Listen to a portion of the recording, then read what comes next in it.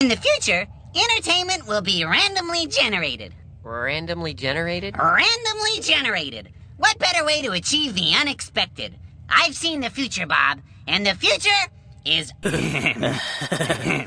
You know how Fortnite has always been known as the Battle Royale for kids? Because while all of the pub-loving adults have been hanging out in games like Warzone, Apex, and PUBG, they've been leaving the kids in the weenie hut junior that we call Fortnite. Well, that changes today, because with Chapter 7, we're out here making 6-7 jokes and swearing up in this bitch. You bitch! They censored it! We heard that at the event. You asshole!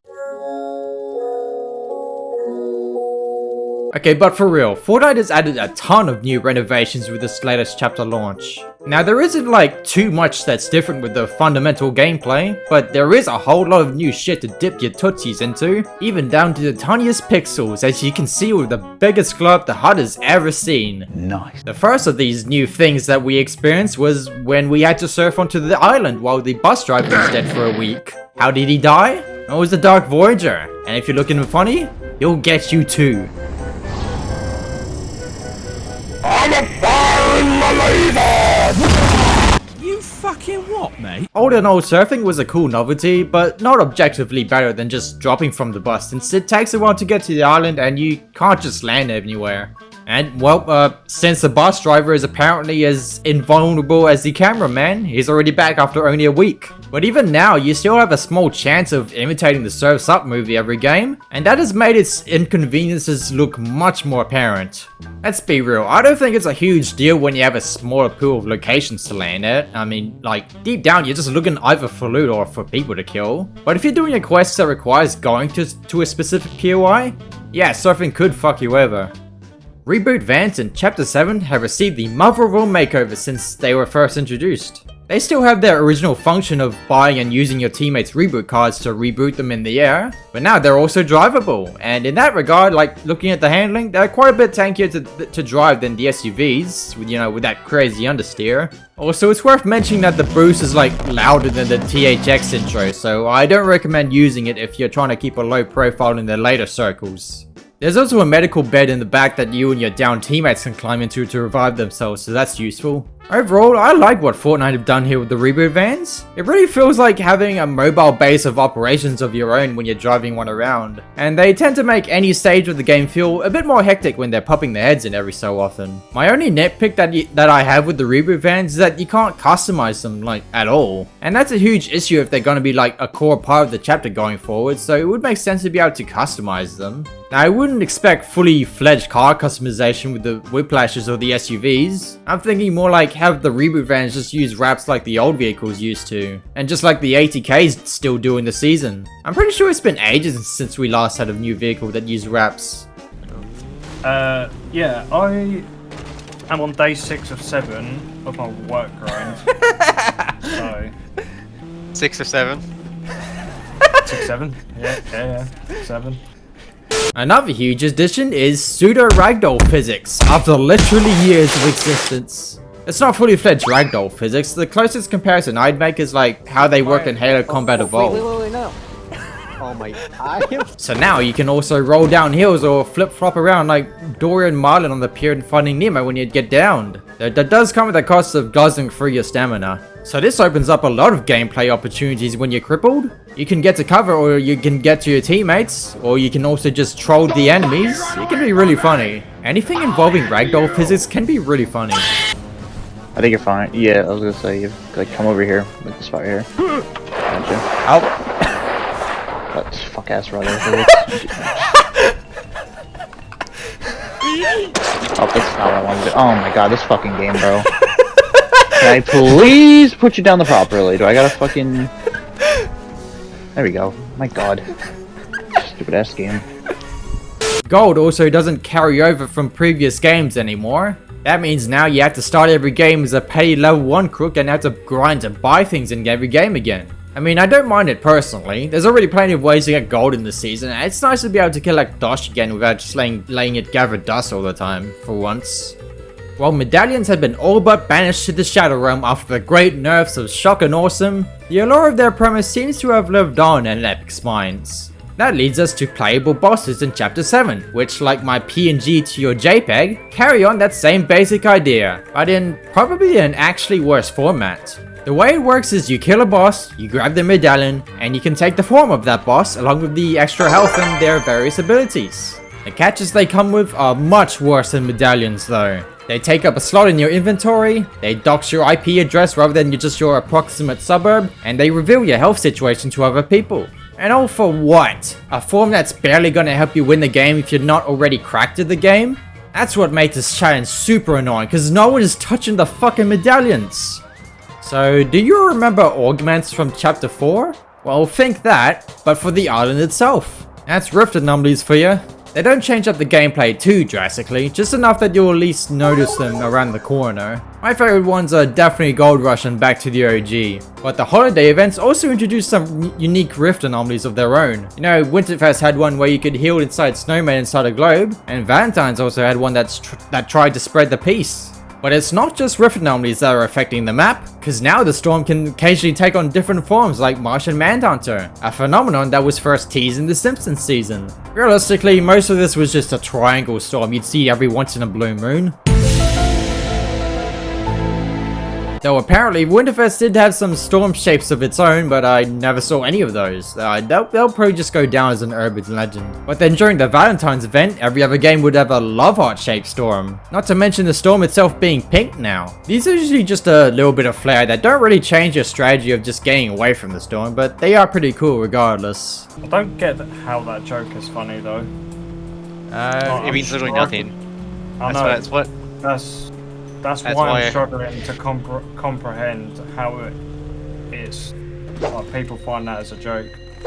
Honestly, you could say that about a lot of memes we found funny back in our days. Like the letter E. Yep. E. E. Look, squad E. It's like 6, 7, 6, 7. It's like, bro. Shut the fuck up. Like, honestly. E. E. E. Now we get to talk about my favorite part of any season to talk about, and that's the loot pool, starting with... Oh, hello there! Epic, you dense motherfucker. You really just couldn't resist ruining another AR meta, huh? It is useless to resist. With that said though, the Deadeye Assault Rifle doesn't actually seem that crazy on paper. It actually sits in a pretty similar DPS ranges as the Red Eye and the A280 CFE. Does around 143 in the highest rating and goes as low as 121. This would make it like one of the weaker red dots in the game's catalog. Rather, its real strength comes from just how unbelievably easy it is to use, even up close. So, unsurprisingly, even after several nerfs, the Deadeye Assault Rifle is basically the alpha of this loot pool, cause why wouldn't it be? It's a fucking red dot. But what about the other assault rifles? Those other assault rifles are the Enforcer and Tactical Assault Rifles from Chapter 5, both making their debuts as hit-scan weapons. Oh yeah, there's also this lock-on rifle that was added in later. Here's a fun fact, the Enforcer was actually planned to have a P2X scope as a hit-scan weapon, but then Epic probably just took it off because they can't stand the idea of an actually balanced assault rifle meta, let's be real. Still though, even with that said, it can really hit like a truck if you're good with your aim. The Tactical Assault Rifle on the other hand is at least way better than it was in Chapter 5, but it's also better suited as competition for the SMGs in this pool, which we'll get to shortly. The lock-on rifle is also kind of its own thing as well. Still haven't gotten a good feel for it myself, so I'll let my good friend Oneies explain how powerful it can be. Their teammates lost second. Are you serious? Dude, this lock-on AR is for fucking pussies, bro. This lock-on AR is actually for little bitches that fucking, like, twiddle their fucking thumbs up their asshole, bro. Oh my god, bro. He's crashed out 101. That is the latest one. It's so unfair. It's actually unfair. Like, how am I supposed to fight that? I don't the only know. way I can fight is if I snipe from like long distance. Like, what the fuck? Just build a wall. Yeah, just build a wall. Yeah, that would be nice and fucking zero build. Yeah. This thing should not be in zero build. Like, actually, on Giggity, bro. Like, this should not be in zero build. Giggity. Cause like if I go near them, I'm dead. See, like what am I supposed to do, bro? Like, what am I supposed to do there, bro? It's either go over there, get fucking obliterated because it can lock onto me, or just fucking, like, die. Like, I don't know. So that pretty much leaves the Enforcer alone to take on the Deadeye. Now I think the Enforcer does have its role in this loophole since it's really strong when you tap fire it. Like, this weapon is viable enough even without a scope that I don't think you're just shooting yourself in the foot if you decide to take a gold one over a green Deadeye in this season. But realistically, not many people are going to care about that. They'll just take whatever has a red.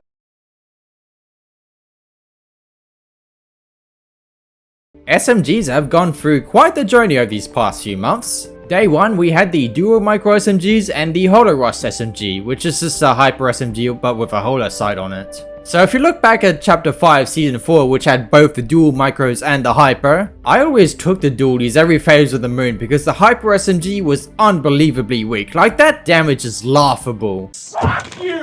The Holo Rush was not as useless though. It might have dealt that same damage at first, but I think the addition of a scope went a long way to make it more viable by offsetting its lack of firepower compared to the dual micros. But then at the halfway point, SMG saw a pretty big shakeup. Like, jinkies, this shot came out of nowhere. The Holo Rush actually does more damage than its modular cousin now, and the dual micros were also buffed and then vaulted to make way for the brand new Flex SMG, which is basically the SMG equivalent of the Pulse Rifle. It's actually a pretty strong SMG. It's like provided pretty good competition at close range. Though at longer range you're probably better off the Holo Rush or the Tactical AR. Also forgot to mention, the tactical pistol is also here as the main stardom as well. It feels like it's a bit weaker than it was in chapter 4, but still a very reliable pistol even after all these years. For shotguns, there's the Iron Pump, the Twin Hammers, and the Sovereign. It's a pretty classic shotgun meta where people just go for the pump as their shotgun of choice, which makes a lot of sense here because the Iron Pump shotgun is quite good. It handles really well. The other two though, the Twin Hammers and the Sovereign, they both do a pretty good job at filling in the tactical role as less powerful but easier to use alternatives. Do my eyes deceive me? There's a sniper in Battle Royale? It's a blatant reskin of an old weapon? The sniper is bad?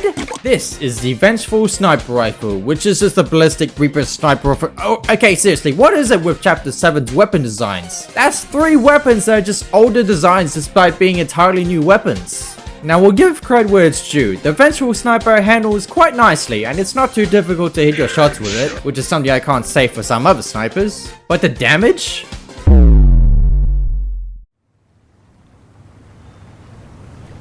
Are you fucking kidding me? Yeah, I was not expecting things to get any worse than with the Falcon Knife from last chapter, but they've since then buffed the damage to a noticeable degree to make the Vengeful Sniper a bit more useful at least, especially for third partying or when followed up with a Deadeye. I mean, it's still not great. I still don't think this thing really meets my expectations for a bolt action sniper, but at least it's not totally useless like the Falcon Eye was. Besides, if they actually made this thing one-shot body shot, I feel like people would be getting Vietnam flashbacks to chapter 5 and just crying to get nerfed or vaulted.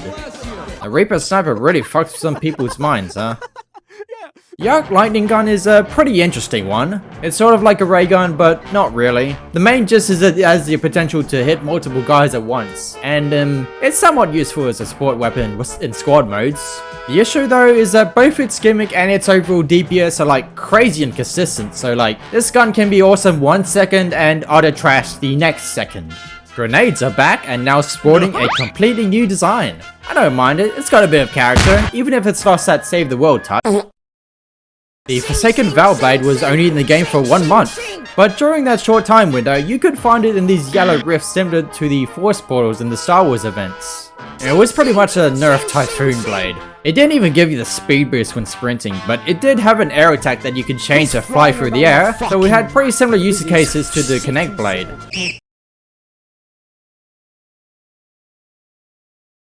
But it goes beyond just weapons. Chapter 7 also introduced a lot of significant utility and mobility items for us to dip our toes into, starting with the self-revive device, which is essentially the new golden ticket for the chapter. It's supposed to be very hard to find or buy, and that it was, but also just as impactful in the gameplay loop because just like it says on the box, it lets you bring yourself back from the brink just like Anran's ultimate.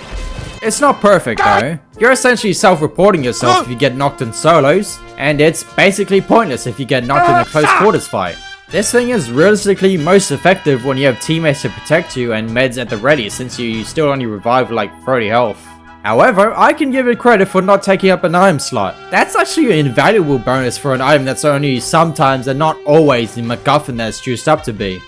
There's also the wingsuit straight out of Just Cause or Spider-Man 2, and this was like the definitive new mobility item for the season. It's built for long distance rotations and it does that pretty well.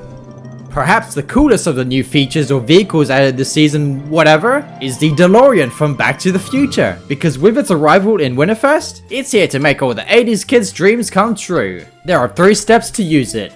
Get in, boost on a smooth road, kick-ass cutscene. Great Scott! What is this? A gold infantry rifle? The DeLorean is useless now? I mean, you can still drive it, but now it's as cold, empty, and meaningless as you are on the inside.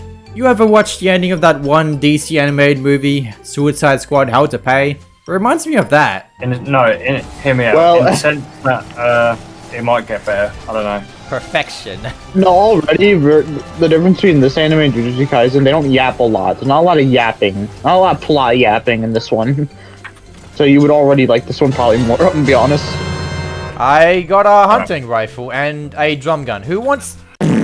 Okay, this is probably some of the worst OG loot I've seen so far. What the fuck? I got a fucking 6-shooter! Anyways, in terms of the OG loot that you can get, there's the infantry rifle, the SCAR, the minigun, the SPAS, the lever action shotgun, the hunting rifle, for some reason the 6-shooter, the P90, and the OG drum gun. Like I said though, it's only been available in certain parts of the season, so cherish every moment you get with it. Overall, this is a pretty decent but not the most balanced loot pool once you get down to it. The red dots are running the show once again and the sniper is a bit dog shit, but it's a great time to be getting up close and personal with the shotguns and the SMGs because they feel great. Wait, I think I'm missing something. Oh my f***ing god, bro. I'm actually gonna crash out every fight.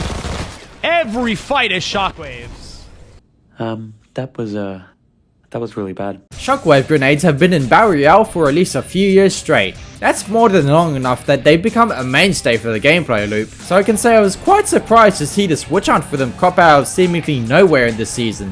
Or apparently I'm an idiot and people have been complaining about them for ages already. I mean, if you look at them logistically, they've become a cheap cop-out for people to run away from fights all the time. But until now, this was often the last item I saw people blaming for the constant vamooses that were plaguing the game over the past couple of years, and still today to some extent. Instead, everyone would either just harass the cars or the poor new mobility toy that was only going to be in for one season and then bolted anyway. However, there are a few factors in this season which may have played into this issue.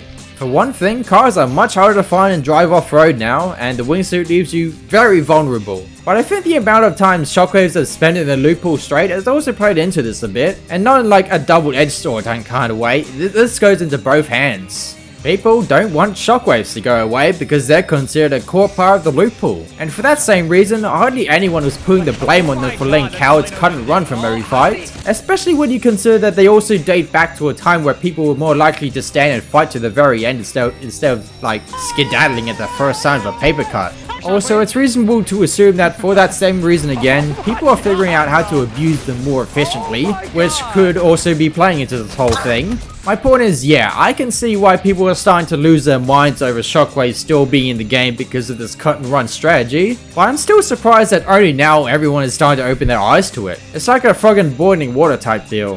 What surprised me even more though is how Epic reacted to the whole thing. At first, they did what the people wanted and bolted Shockwaves after only a month and replaced them with crash pads. Sounds all fine and dandy. War never changes. But then they bring him back again after only a month.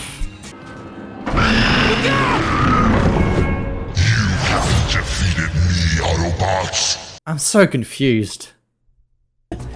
Oh my god, Reese, look at your level. Look at your level. 6, 7, 6, 7, 6, 7, 6, 7. 6, 7. Bro, you are not funny, bro. I'm hilarious.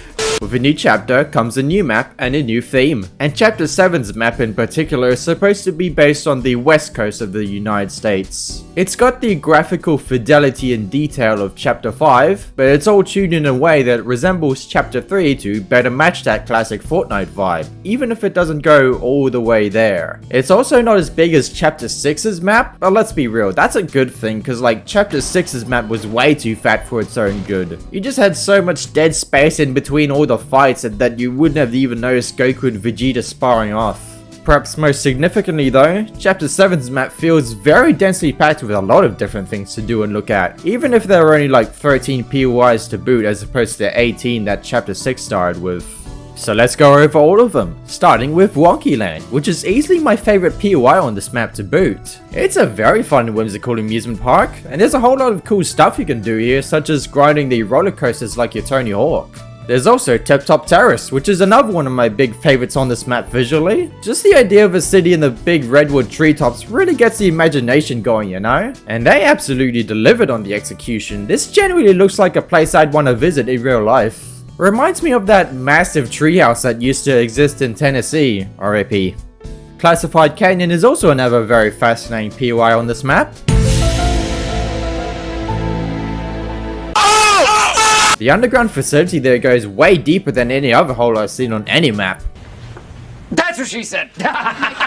And at the very bottom you can find a vault inside with a whole bunch of rare loot. There's even a UFO in there.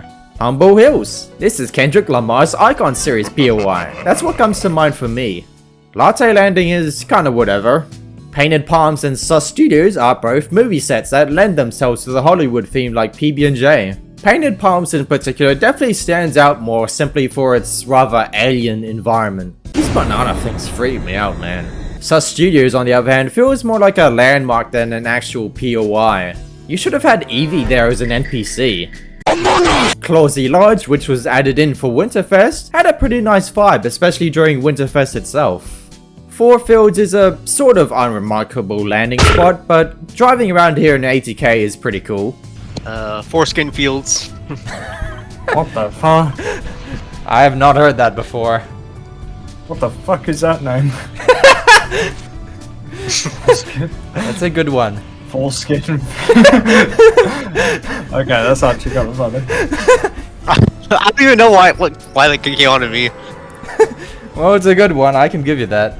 As the new Tilted Towers of Chapter 7, the amount of detail and complexity that Battleworld Boulevard has to it is kind of insane. You got stuff like a long overpass, a giant viaduct just like the one in Los Angeles, and the place itself is like really big too. Bumpy Bay is pretty much just a spinning image of San Francisco's uphill cable car neighborhoods, which to me is definitely one of the most iconic things about that city. Riptides kind of blends in with the rest. Sandy Strip is just a mini-me Battleworld Boulevard, but like, it's got some very nice buildings there. That big diamond display in the hotel definitely stand out here. Inner Loop Labs, Lethal Labs, has undoubtedly been the most significant location to the story here so far. The 0 Point fragment from the event is here, and also the Dark Harvester hangs out here and not only marks things every so often, but also stares at people to death. Also, the place is just a natural congregation for people since it's in the very center of the island here. They're probably experimenting with the loop here and also a whole bunch of other story developments and other jargon with the Order and the rest of the 7th. I don't even have time to explain why I don't have time to explain. Only time will tell if this map gets to truly match Chapter 3's or the start of Chapter 6's maps as one of my favorites. But both Wonky Land and Tip Top Terrace I'd consider some of my all-time favorite POIs already, so it's got that going for it already. Now, just based on everything I just described, you might be thinking, wow, this season sounds so swell. So then, why is the video called An Edgy Disaster? What could have possibly gone so wrong? Well, just 1 month in, this season ended up murdering its own momentum by committing 3 deadly sins, not 7. Foundation. How bad could it possibly be? Well, get in the lifeboats, cause I already see the first iceberg coming. Shoot the ship, and like go near the guy. That's not what I meant. That's a huge risk right now. That's a huge risk right now. Race. You actually dodged him. Yeah, I said shoot the ship. Just fucking do nothing. What the fuck, man? That was so neat. Oh my god. No, I wasn't. No, the plan was shoot stem, not fucking shoot the ship, and then be like, oh, so guys, what do you want to do today? Masterful Tickle your fucking butthole, bro. You said shoot the ship. So I said shoot the ship and go near the guy, because then you could have had the laser fucking like get collateral damage the fucking guy, and maybe you could have like. But that's what I tried to do, though. What the fuck? Outstanding move, sir. Maybe we'll see the same effort again for Winterfest? Well, hey, I'm here from the future, and no, we didn't. We got the usual presents and new cosmetics and other recurring Winterfest stuff, but other than that, it was just a whole lot of recycled presents. There was Clausey Lodge, new Rift Anomaly, the DeLorean, new playable boss. I think that was it. That might already sound kinda underwhelming, I don't know. The DeLorean was really cool anyways. But wait, it gets worse. I'll be spending the rest of my days as Fortnite's own Mr. Nightmare, passing down horror stories of how Epic spent 2025 making the dumbest quality changes imaginable. They sold kicks for $1 grand and more, they deleted autoclaim. No! Oh, please, God, no! They locked up sidekick customization so you have to buy a whole ass army of them. Wait, how long has it been since you checked into the Winterfest cabin? Oh, shit! Road safety laws, prepare to be ignored!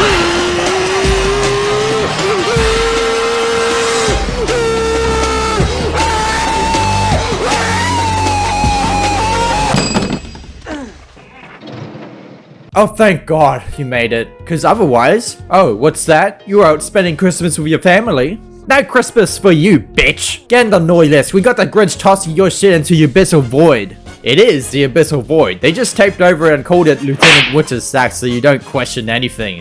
What verbal diarrhea just came out of your mouth? Are you f***ing serious? So if you think that was an insanely stupid change, well, I have news for you. You're not special.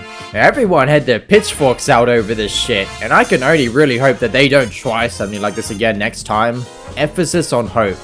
I guess at least we got a cabin in this one. No cabin, no aura. 6, 7, 8, 9. No. Hey, that's actually your. So just when you thought they couldn't get more edgier, Fortnite goes and does a big collab with South Park, a show that's well known for doing stuff like this. I made you eat your parents. Jesus Christ, dude. Yes! Oh, let me taste your tears, Scott. Your tears are so yummy and sweet. Wow, that's a surprise. So this is the first mini pass event that we've ever seen since chapter 5, which is kinda crazy considering we used to get 1 or 2 a year before then. We also did get a few new things in the game, such as the cheesy poofs and the Kenny medallion. I am shocked. Shocked! Well, not that shocked. They also replaced Wonky Land with Cartman Land for a while. Now look, I love the Cardboard Castle and the Canadian attraction, but like... Also, yes, that is piss flowing inside the river there. Now the big thing in this event though was the Stick of Truth, which you could use to rig the storm in your favor. If you can use this thing right, like on high ground or something, then don't come complaining to me that you just placed second in the game where you had every advantage at your disposal. That's just a skill issue. Now this all sounds like a really cool event that cemented Fortnite's edgy direction further, but I think it also ended up doing more damage to the season long term, because just like what happened with the Avatar event in Chapter 5 Season 2, this event resulted in a bunch of the season's defining features being either neutered or outright clapped, which diluted the season's original appeal. And this all went for an entire month. Things got staler than a loaf of Kazumazu real quick, so this ultimately ground the season's momentum to a halt for a lot of people. I like cred though. I like my cheese drippy, bruh. Now for the third and biggest deadly sin that murdered this season. It turns out this game is held together by sticky tape and chewing gum.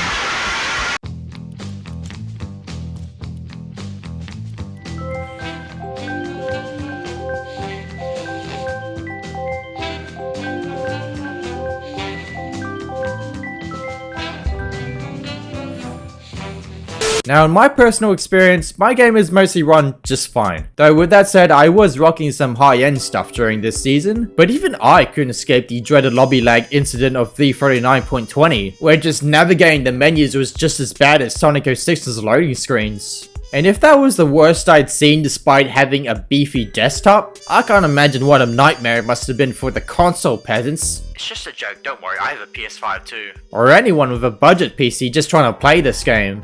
Pretty much most of my friends just stopped playing the game around this time when the performance went down the shitter, so that's why I consider this to be the deadliest sin of the season. Even worse than the Winterfest cabin drama or how long the South Park event got dragged out. Hell, it's most likely why we just saw a season delayed for the first time in eons. At least they're doing it in style. This is actually now the third longest season in Fortnite history, and with the almost complete nothing burger that followed the first month, it honestly doesn't feel that different from the Dark Age of Chapter 2.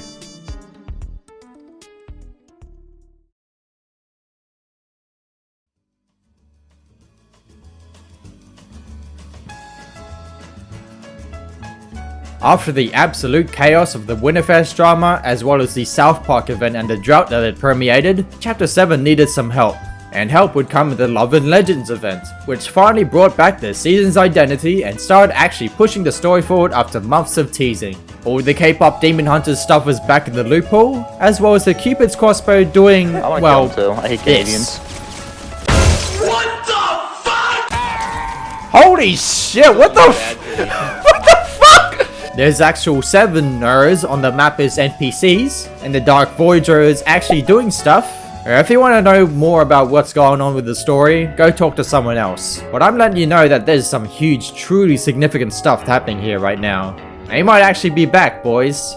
However, while this may have been a pretty decent event, I don't think it really did much to actually bring people back who had lapsed from the season earlier. It was mainly just keeping the people around who had the endurance to keep playing through all the shit that preceded it. Performance issues were still a thing, especially with the lobby freezing every so often you go out of a game. Hey yo, what the fuck? And in general, I think that middle part just really supercharged the usual seasonal burnout. I think people are just waiting for the next season now, especially with there being many other things for people to do. I've been playing Overwatch more than I have in many years. Maybe I should do Overwatch videos. Anyways, let's start talking about the cosmetics, and because it's a Hollywood themed season, no surprise we got a very pop culture movie themed battle pass here. The new battle pass screen is really annoying to navigate and claim stuff in since auto-claim doesn't exist anymore. But let's talk about the skin, starting with Miles Cross, who's out here looking like War Machine from Wish.com. I do love how cool he looks though. Then there's Kingston, who looks like he could really give Mufasa some serious competition in the Lion fashion contest. There's also The Bride. I should get around to watching those movies at some point. Then there's Kat Holloway, and I'm really not a fan of her normal styles. Though her dress styles I don't mind nearly as much. She's actually got a bit of cleavage there, something we've not seen from this game in a few years. Here's Karina, sure. Here's Carter Wu, who kinda looks like Fortnite's own original Shang-Chi, like how the Pulse Rifles is an original Stark Rifle. I think he looks better than the actual Shang-Chi skin in the game, but I'll let you be the judge. And here is Marty McFly, who's got some really cool stuff. Most particularly, the first new set of kicks we've seen in a Battle Pass ever since those Nikes back in Chapter 2 Remix. Not only do they look like a cool novelty, but they also leave behind little trails when you run around, and they're integrated to this emote here as well with the pass. These are probably the most versatile and fleshed out kicks we've seen yet, and it's definitely cool to see Fortnite experimenting with them a little. Also, I finally got around to watching the Back to the Future movies after this pass dropped. I love them so much. And lastly, here's the Dark Voyager, who's got this little cube in his helmet like Mysterio, so that's pretty cool. But he's also the main new villain of the story going forward, so that'll be interesting to see. This Battle Pass overall is just kinda aside from Back to the Future. There's some cool stuff here, but nothing I've been really compelled to draw. Also, locking certain styles behind the other modes is so last year. We also got a new OG pass to go alongside OG Season 7, which came out only a few days after Chapter 7 launched. And this is probably the best OG pass so far. First of all, we have Voidwalker Lynx, who looks pretty awesome, even if I think Trailblazer Lynx is still my favorite one. Her helmet makes her look like the #1 fan of Arkham Knight from the Batman Arkham games. And she's also gotten involved in the lore to some degree. Then there's Wonder Onesie, who's fully customizable, which I think is really nice. Gears of War onesie. And then there's Lieutenant Winter, who really got some sauce with that beard. Now outside of those two passes, the item shop has been a pretty iffy situation. We actually ended up with more collab skins than original skins in the season. And I know many people aren't really comfortable with that prospect. I mean, I'm not either, but honestly, there wasn't really a single skin in the item shop this season that I really cared about. I know people have been going crazy over Esme, but she's not my thing. So, what about the collabs? Well, it's not a personal paradise like Shock and Awesome was with Peak dropping every other week, but I absolutely love Doc Brown's set.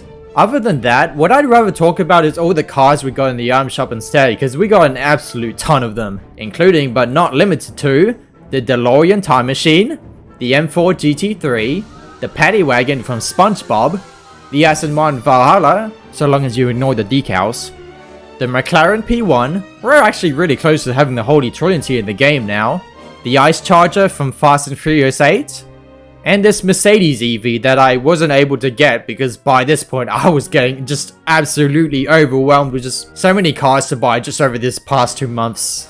Also, I guess unsurprisingly at this point with a new chapter, there's been a lot going on outside of the Battle Royale map as well. It's a fucking party out there. Both Fortnite Reload and Blitz Royale got new maps. Blitz's new map in particular is Chapter 5 themed, and the mode also saw a few new events involving Playboy Cardi and this Bleach anime, which both featured exclusive weapons. But outside of that, I've noticed that there hasn't been as much going on with this mode as usual lately. Must be pretty exhausting coming up with new and different ideas to spice bits up every week, which is probably why the mode has felt a bit dry lately. On the other hand, Reload's new map is essentially a Pimp Particle Chapter 7 map. It even features several identical POIs just shrunk down a bit. It also features surfing, for better or for worse. Reload also introduced these new Morphite weapons. These are essentially just carbon copies of the original weapons, but you can source them up through murder like the Evochrome weapons. We also saw an entirely new kind of LTM, Crown Jam, a Fall Guys LTM that has absolutely nothing to do with Fortnite. Why they put this game in Fortnite instead of Fall Guys is a bit of a mystery. Not a big one since I'm pretty sure the actual Fall Guys game has been picked dry to the bone for a while. What isn't a mystery though is that it only existed for just a few weeks. Epic must have thought ahead of time that nobody would have cared after the first few days. I personally couldn't be arsed. I've been playing Doom the Dark Ages, but I heard it was pretty fun, so that's nice. There was also a Ninjago collab for LEGO Fortnite, and as I mentioned earlier, we finally reached Season 7 in OG, and the amount of love and care this season actually got compared to previous OG seasons is quite remarkable. Yep, don't go over there, don't go over there, okay.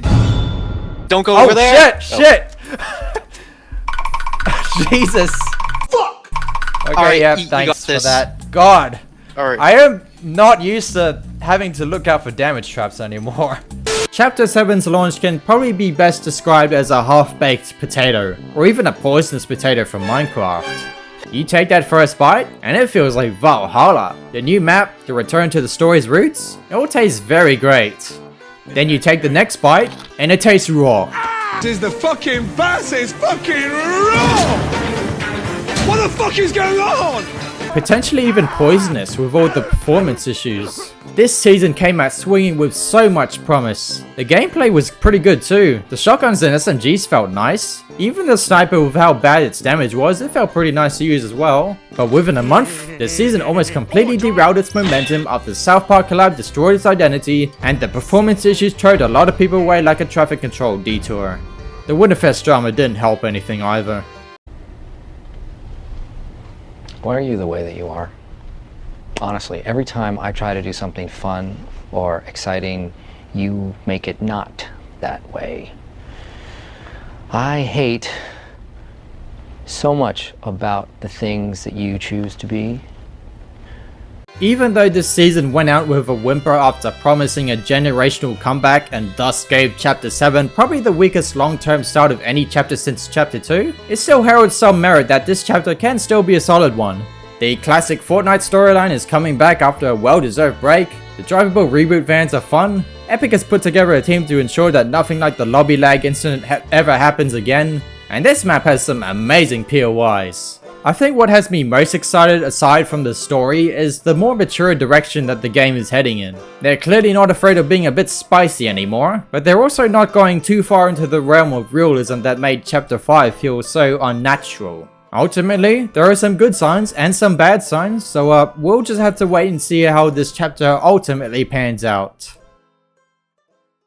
Use code Spkwagen in the Fortnite item shop.